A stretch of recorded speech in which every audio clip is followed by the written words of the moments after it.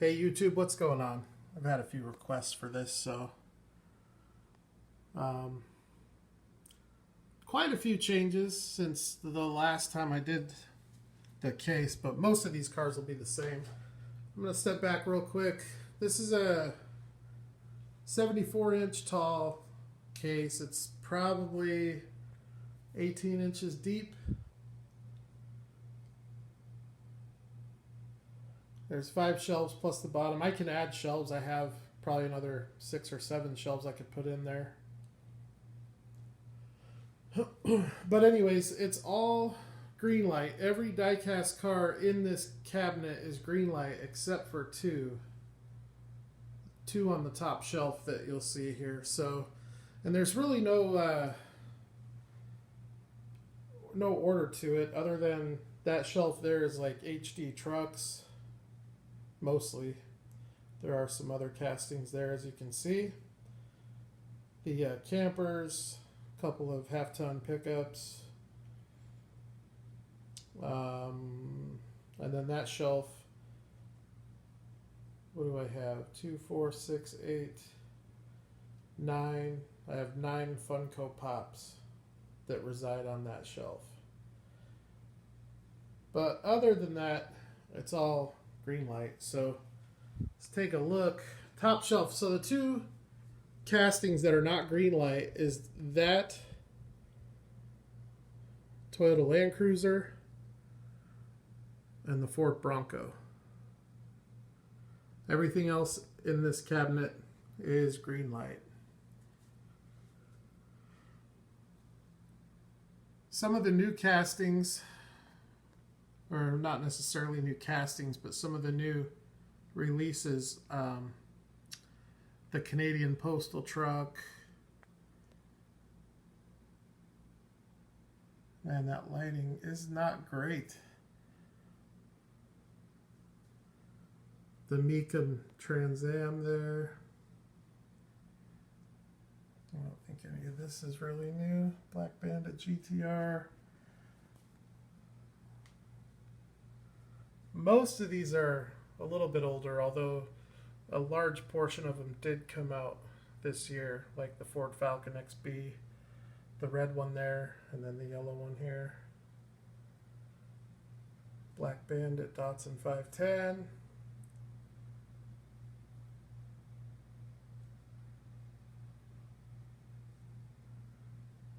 This shelf here,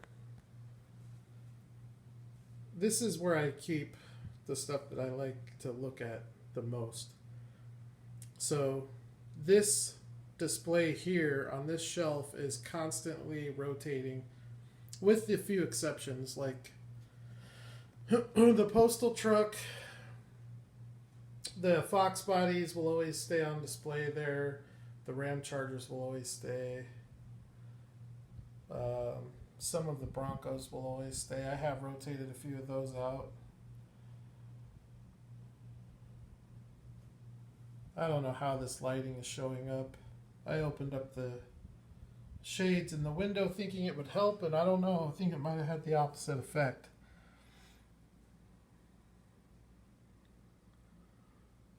There's those Ram Chargers.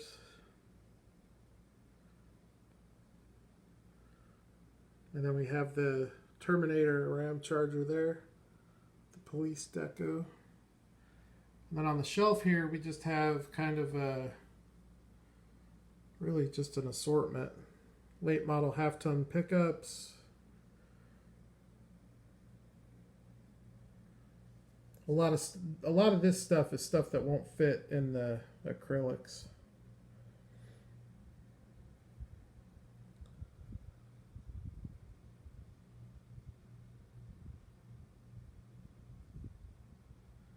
And then this shelf is kind of just a continuation of the previous shelf. But the lighting on this shelf, not nearly as good, so for the stuff I really like to look at, it goes on the shelf above. I would like to get LED lighting for each shelf. I don't think that would be too expensive to do.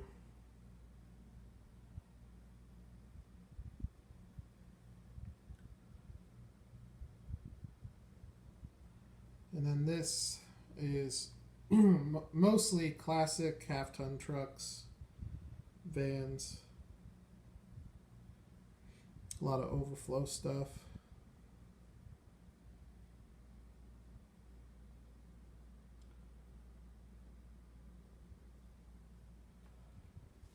And then this shelf, as previously mentioned, is the HD trucks.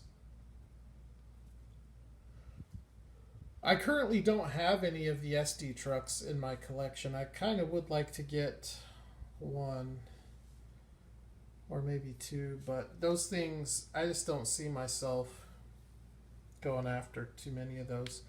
Maybe just one example of each one.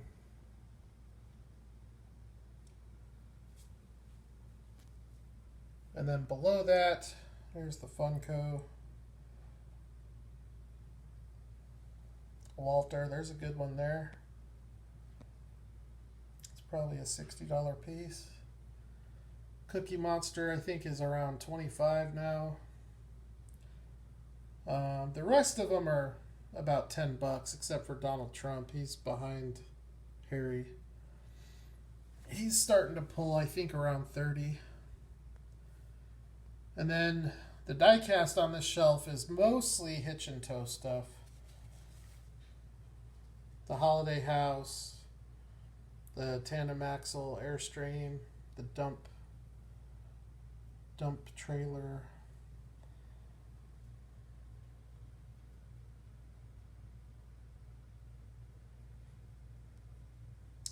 So that's it for the cabinet. There's a Milestone Chevelle, 528 of those made. Probably the nicest Chevelle Greenlight has ever made.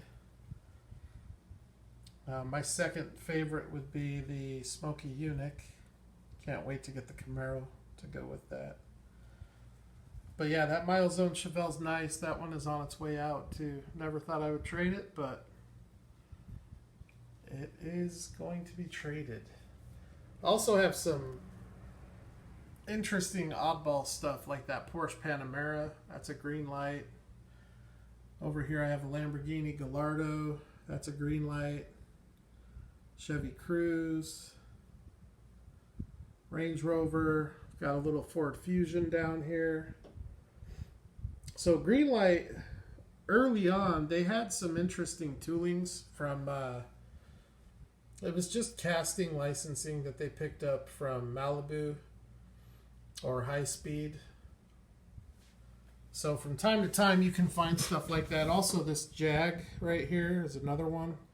They can be kind of pricey though, because they're super nice. Like some of them are almost as nice as a Kyosho. Like that Porsche Panamera.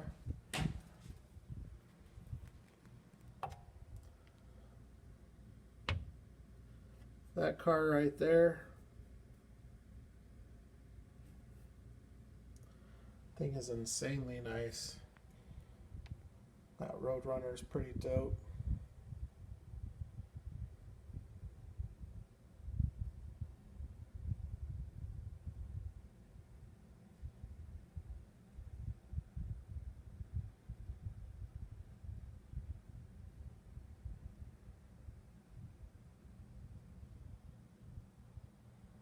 I get a lot of questions about these little display acrylics. If you go to Hobby Lobby, they sell these in as 6-packs, and they're like $6 or $7 for a 6-pack. And they come with a little base. Like a lot of customizers use them because they're like an M2 acrylic, but they have much less angle to them, so they stack up a lot straighter. You can't stack M2s 6 high because there's way too much angle, so you can really only go about 4 high. And the M2s are wider, so you can't get as many of them in here.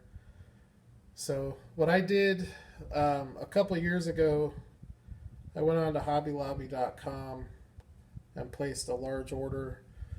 I actually sold them out.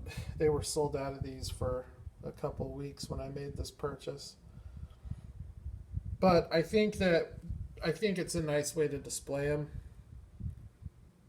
Probably the nicest way to display them outside of the Carney case, which is what we're going to look at now.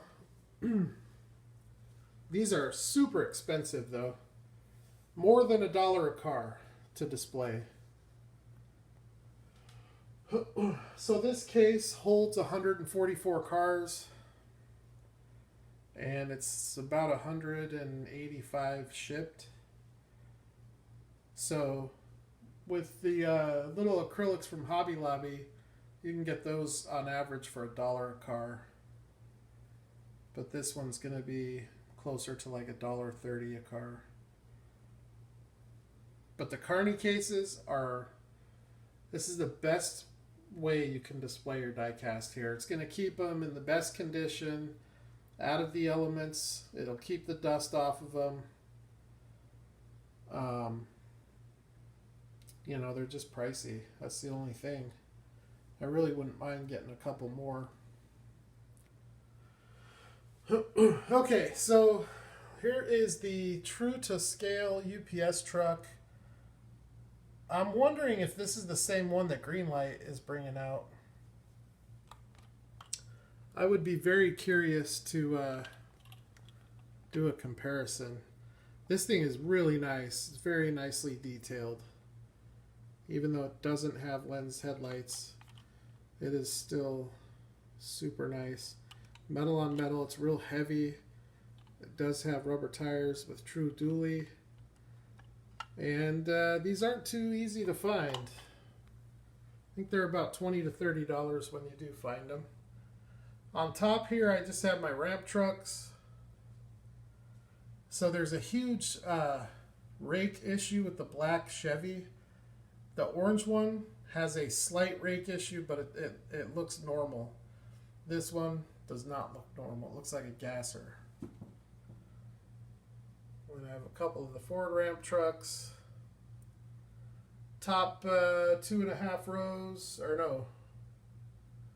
Yeah, top 2.5 rows are Toyotas. Premium detailed Toyotas, so it's going to be Tomica Limited Vintage, Kyosho, Konami, CMs, Johnny Lightning,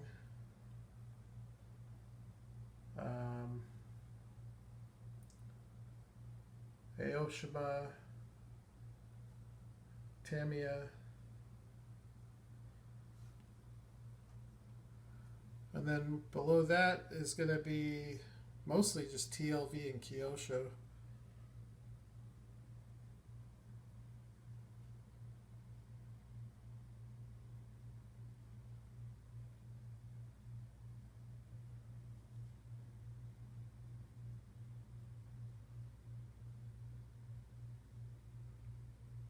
There's the Kyosho Ferraris down there.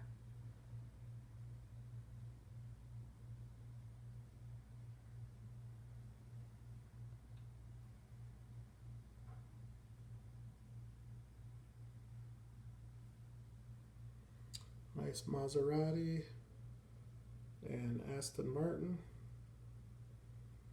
Nice Bentley.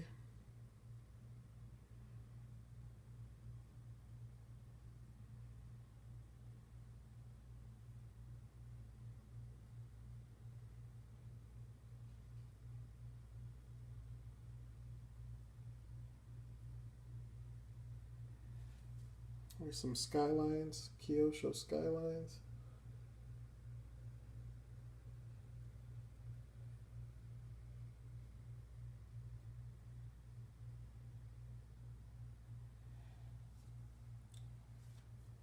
Really nice auto art Ford GT.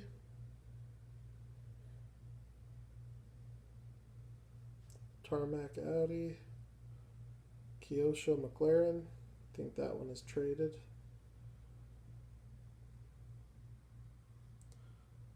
Biante. And then the bottom, basically the bottom 3 shelves, for the most part, are M2. There are a few exceptions like the Revell. So I have the Revell cars, Racing Champs Grand National, a Revell Integra. I have a Konami Mazda Familia, Johnny Lightning F-150. Outside of those, Malibu Diecast Porsche. Outside of those, pretty much everything else is M2 Auto Japan. So Carney case is the way to do it. I know, I mean, if you guys can swing it, I would say go with Carney case. And you don't have to go with one this big. They start, I think you can get them starting at like $80 for like a 32 car. Or it might even be cheaper than that. But it really is the best way to display them. Although if I could do it again, I don't think I would get this case with the angled parking. I think I would do it where they're straight horizontal like that. But one benefit about the angled case like this is you can get longer castings in here.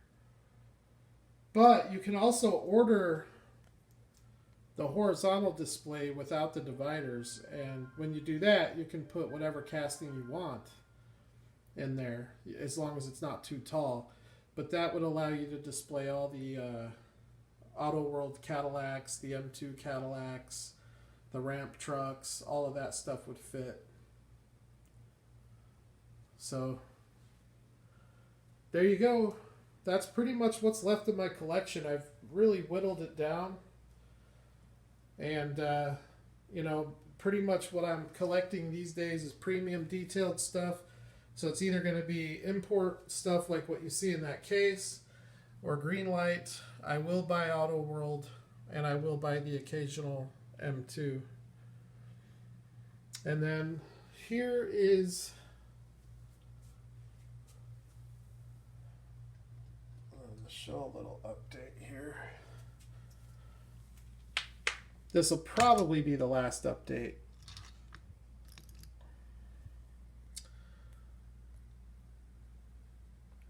I still have so much to do to this thing. But I think I really like the way it's developing. I think it'll come out nice when it's done. Went to Home Depot today and got the grout. Got the Tamiya weathering powder, so I can weather the bridge and the road. I got some rock outcroppings. The only thing that I have left to get is the static grass applicator. Everything else I have. I'm gonna touch up some paint.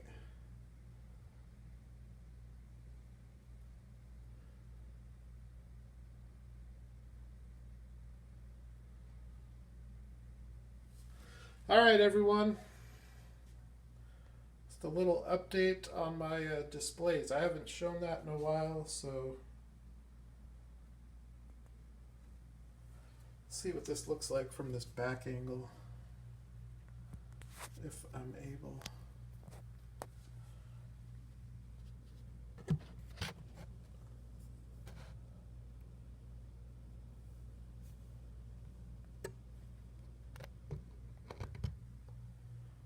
It's like the Chili Peppers song. Actually, Nirvana had a song also. Both of those bands had. They had some kind of infatuation with being under a bridge. All right, well, there you go. Happy die casting. I will holler at the next video.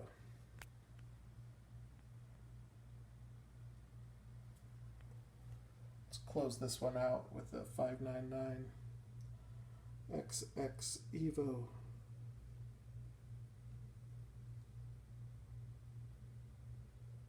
Or an FXX.